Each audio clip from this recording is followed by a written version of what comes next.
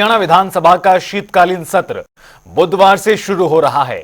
इस दौरान भारतीय जनता पार्टी की नई राज्य सरकार अनुबंध कर्मचारियों के लिए नौकरी की सुरक्षा सुनिश्चित करने सहित कई विधेयक सदन में लेकर आएगी। सत्र की शुरुआत राज्यपाल के अभिभाषण से होगी, जिसके बाद सदन में धन्यवाद प्रस्ताव पर चर्चा होगी और मुख्यमंत्री 14 नवंबर को जवाब देंगे। उधर विपक्षी कांग्रेस अभी तक अपने विधायक दल के नेता का चुनाव नहीं कर पाई। विपक्ष सरकार को कई अहम मुद्दों पर घेरने की तैयारी कर रहा है। दिखाते हैं आपको खास रिपोर्ट।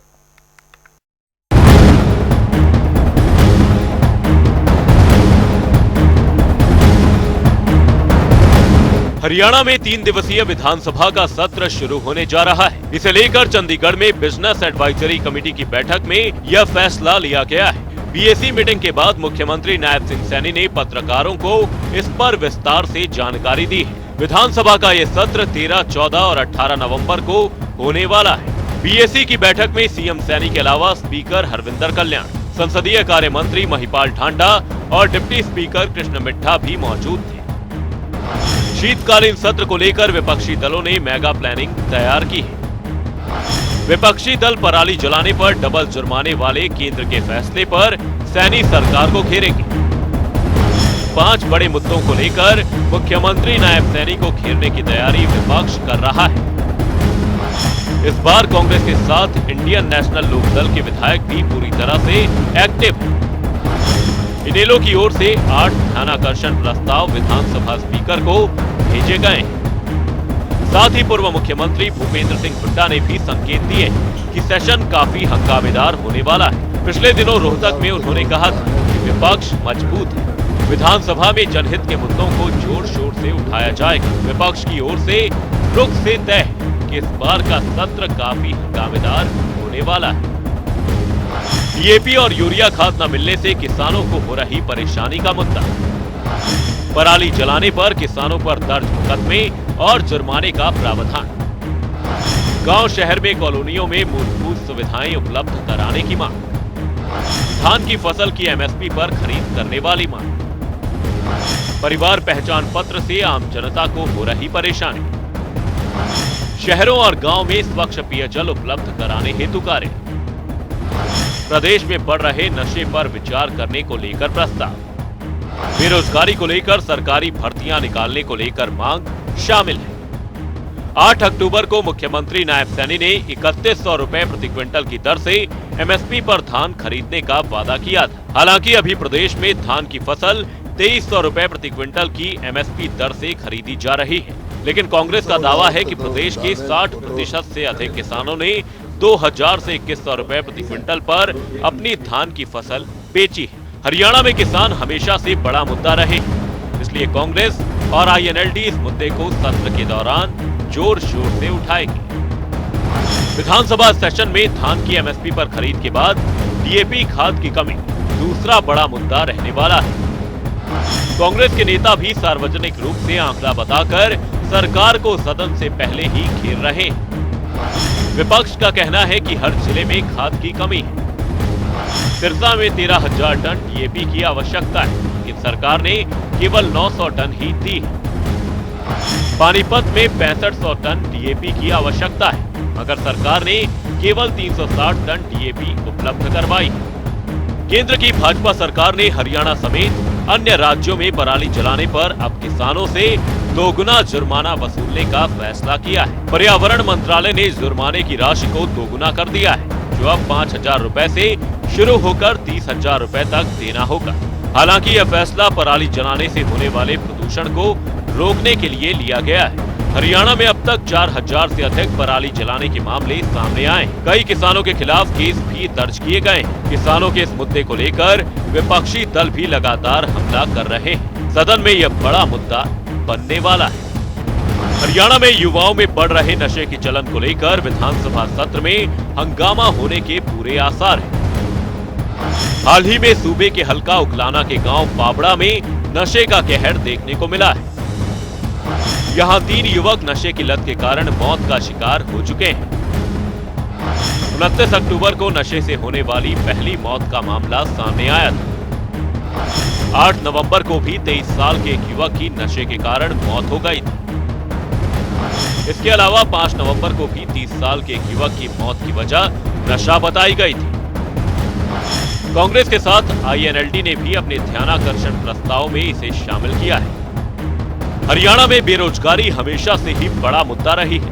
सांख्यिकी और कार्यक्रम कार्यान्वयन मंत्रालय की सितंबर में जारी हुई पीरियोडिक लेबर फोर्स सर्वे 2023-24 की रिपोर्ट के अनुसार हरियाणा में बेरोजगारी दर 3.4% है। हालांकि पिछले साल के मुकाबले यह काफी कम, लेकिन इसके बाद भी विपक्षी दल इस मुद्दे को सदन में मुद्दा बनाएंगे। इसकी सबसे बड़ी वजह यह है कि हाल ही में ग्रुप सी डी की रुकी भर्तियों के लिए कांग्रेस ने इसे बड़ा मुद्दा बनाया था। कांग्रेस अब बेरोजगारी को लेकर सदन में सीएम सैनी को घेरने की तैयारी कर रही है। आईएनएलडी के एमएलए अर्जुन चौटाला की ओर से इसे लेकर ध्यानाकर्षण प्रस्ताव भी दिया गया है।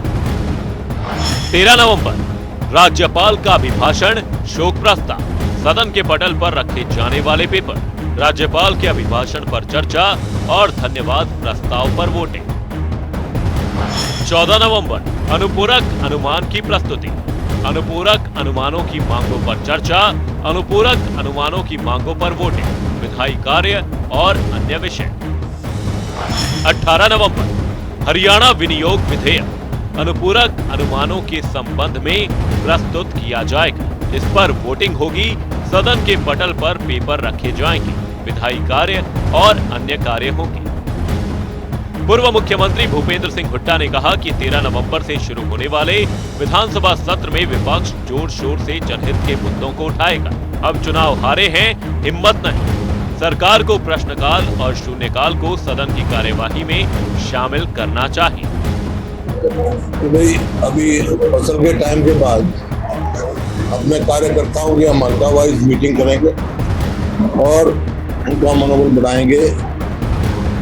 चुनाव आ रहे हैं पर लड़ाई नहीं आ रहे, हम लड़ाई लड़ेंगे और उनको यही है, मेरे कार्यकर्ता साथियों को दिन रात उन्होंने मेहनत की है और बहुत अच्छा नतीजा आया है। उनका बराबर की वोट आई है और हार के कारण की क्या समीक्षा वो करण सिंह दलाल की अध्यक्षता में कमेटी बनाई है। लेकिन जो मौजूदा सरकार है इसने अभी 2 काम किए हैं। क्या खाद मिलता नहीं, एमएसपी देते नहीं, ये 2 काम तो इनके हैं। तो ये साफ दिख गया, जो कहते हैं ना अपने पैर पालने में पैर दिख जाए कूद के, तो ये आपको दिख रहा है इनके क्या लक्षण है उन्हें सरकार के। तो यही है। और बाकी अब विधानसभा का सेशन बुलाया है, वहाँ बात करेंगे। यही इस बार से मेन बात तो यही है। वहीं इनेलो नेता अर्जुन चौटाला ने कहा कि सरकार ने 3 दिन सत्र चलाने का फैसला लिया है। हम दोनों विपक्षी विधायकों ने इसे बढ़ाने का सुझाव दिया था ताकि नवनिर्वाचित विधायक भी अपनी बात कह सकें और इस सदन में अपने डर को दूर कर सकें। बोलने से डर दूर होता है और अनुभव मिलता है। हमने अनुरोध किया था कि सभी को समय और अवसर दिया जाए। सत्र की अवधि नहीं बढ़ाई गई, लेकिन स्पीकर ने हमें आश्वासन दिया था कि सभी को मौका दिया जाएगा। 3 दिन पे अग्रीमेंट हुआ है। सरकार ने ये फैसला करा है कि 3 दिन तक इस सेशन को चलाया जाएगा। हालांकि विपक्ष से हम 2 विधायक थे, हम दोनों का यही सुझाव रहा कि जी इसको बढ़ाया जाए, इसको और लंबा किया जाए, ताकि जो नए विधायक बन के आए हैं वो अपनी बात भी रख सके और कहीं ना कहीं उनका डर भी खुले इस हाउस के अंदर। बोलेंगे तभी एक डर खुलता है, बोलने के बाद ही एक्सपीरियंस मिलता है। सभी साथियों को टाइम मिले, सभी साथियों को मौका मिले, यही हमारी रिक्वेस्ट थी। हाउस की ड्यूरेशन तो नहीं बढ़ाएगी, लेकिन स्पीकर साहब ने ये हमें कहा ज़रूर था कि जी सबको मौका दिया जाएगा। अब देखने वाली बात है कि वाकई में सबको मौका दिया जाएगा या फिर ये केवल इसको टालने की प्रयास करेंगे। ओरिएंटेशन को लेकर भी बातचीत हुई है। नए विधायकों को ओरिएंटेशन की जरूरत है क्योंकि 40 नए हैं।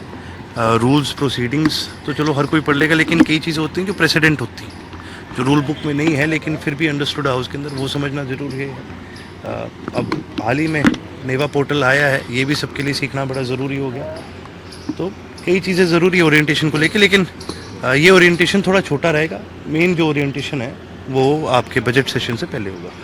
देखिए हमने 8 से ज़्यादा कॉलिंग अटेंशन लगाए हैं, जिसके अंदर कई इश्यूज़ हैं, प्रदेश भर के इश्यूज़ हैं। आपकी फैमिली आईडी एक बड़ा इशू है, प्रदेश में बढ़ता नशा इशू है, प्रदेश में घटता लॉ एंड ऑर्डर की सिचुएशन एक बड़ा इशू है, प्रदेश के अंदर बढ़ती बेरोजगारी एक बड़ा इशू है। स्टबल बर्निंग के ऊपर जो 2 साल का बैन लगाया है, ये बैन बहुत गलत है, ये एक बहुत बड़ा इशू है। आज DAP की कमी है और हर जिले के अंदर, हर हलके के अंदर कमी है, ये बहुत बड़ा इशू है। कैबिनेट मंत्री अनिल विज ने कांग्रेस पर निशाना साधते हुए कहा कि विधानसभा का 3 दिवसीय सत्र शुरू होने जा रहा है, लेकिन कांग्रेस अपना नेता प्रतिपक्ष नहीं चुन पाई। कांग्रेस पार्टी कई धड़ों का समूह है, ये आपस में मिलकर नहीं रह सकते, इसलिए नेता प्रतिपक्ष का चुनाव नहीं हो पा रहा। अभी तक अपना नेता प्रतिपक्ष नहीं चुन पाई। नेता पार्टियों के होते हैं, धड़ों के होते हैं, लेकिन सामूहिक नहीं होते हैं।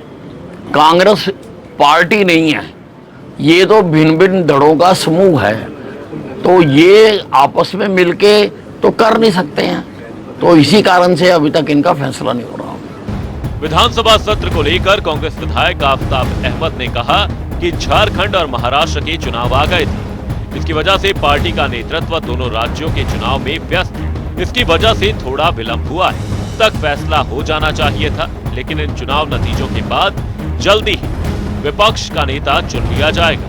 कांग्रेस विधायकों ने अपने केंद्रीय नेतृत्व को अधिकृत कर दिया है, जो फैसला हाई कमान लेगा वो मान्य होगा। इसमें क्योंकि झारखंड और महाराष्ट्र के चुनाव आ गए थे और उसके बीच में सारी पार्टी की नेतृत्व जो है उन दोनों राज्यों के चुनाव में व्यस्त है, इस वजह से थोड़ा सा विलंब हो गया। अब तक फैसला हो जाना था, लेकिन हम समझते हैं इन चुनाव के बाद जो है बहुत जल्दी विपक्ष का नेता का भी फैसला हो जाएगा, क्योंकि हमने तो विधायकों ने अपने केंद्रीय नेतृत्व को अधिकृत कर दिया है रेजोल्यूशन करके कि जो वो फैसला करेंगे वो मान्य होगा। और जहां तक विधानसभा सत्र की बात है, मैं समझता हूं कि 3 दिन का सत्र रखा है, आज मीटिंग हुई है, ये बहुत कम समय है। इसमें इन्होंने गवर्नर एड्रेस भी लिख दिया, उसका करवा दिया, उसका जवाब भी है और लेजिस्लेशन भी है। मैं समझता हूँ कम समय, लेकिन जो भी हरियाणा की जनता की, चाहे वो किसानों की DAP की बात है, चाहे पराली की समस्या की बात है, चाहे हरियाणा की जो व्यवस्था इस वक्त है, चाहे चुनाव बीजेपी जो है मैनेज करके और किसी हेरा फेरी करके जीत की हो, लेकिन हम अपनी जिम्मेवारी के लिए कांग्रेस जो है सशक्त विपक्ष की भूमिका निभाएगी और हर वो मुद्दे जो जनता के लिए जरूरी हैं, कांग्रेस पार्टी के सदस्य हम मिलकर उनको जरूर विधानसभा में उठाने का अपने पूरा जो है फोकस रखेंगे। हरियाणा विधानसभा उपाध्यक्ष कृष्ण मिट्ठा रोहतक में विभिन्न कार्यक्रमों में भाग लेते नजर आए। 13 नवंबर से शुरू होने वाले विधानसभा सत्र को लेकर मिट्ठा ने कहा कि इस बार करीब 40 नए विधायक चुनकर आए हैं, उनको समय दिया जाएगा, क्योंकि उनकी समय की मांग है कि समय बढ़ाया जाए ताकि वे अपनी विधानसभा की बात रख सकें और इस पर ध्यान दिया जाएगा। मेरा प्रयास रहेगा कि मर्यादित रूप से विधानसभा चले, सभी विधायक भी विधानसभा में मर्यादित भाषा का प्रयोग करें ताकि सदन बेहतर तरीके से चल पाए। सभी विधायक अपनी विधानसभा क्षेत्र की मांग रखें। पिछली भाजपा सरकार में भी पक्ष विपक्ष दोनों विधायकों को उचित समय दिया गया, सभी का समाधान देखा गया और जो काम रखे गए उन पर भी विशेष ध्यान दिया गया, चाहे विधायक पक्ष का हो या विपक्ष का। इस दौरान विधानसभा उपाध्यक्ष कृष्ण मिट्ठा ने कांग्रेस पर भी कटाक्ष किया। उन्होंने कहा कि अब कांग्रेस का काम सिर्फ मंथन करना ही रह गया है, अगले 5 साल भी वह मंथन करती रह जाएगी, क्योंकि प्रदेश की जनता ने काम पर मुहर लगाकर सरकार बनाई। विपक्ष का मजबूत होना अच्छी बात है, हमें और भी अच्छा अवसर मिलेगा। सबको पता है कि किस तरह से कांग्रेस में बिखराव। सत्र शुरू होने से पहले पक्ष और विपक्ष दोनों लगातार एक दूसरे पर हमलावर हैं। ऐसे में अब देखना ये होगा कि इस बार का शीतकालीन सत्र हंगामे की भेंट चढ़ जाएगा या फिर सरकार विधायी कामकाज निपटाने में सफल हो पाएगी। प्रोग्रामिंग डेस्क, जनता टीवी।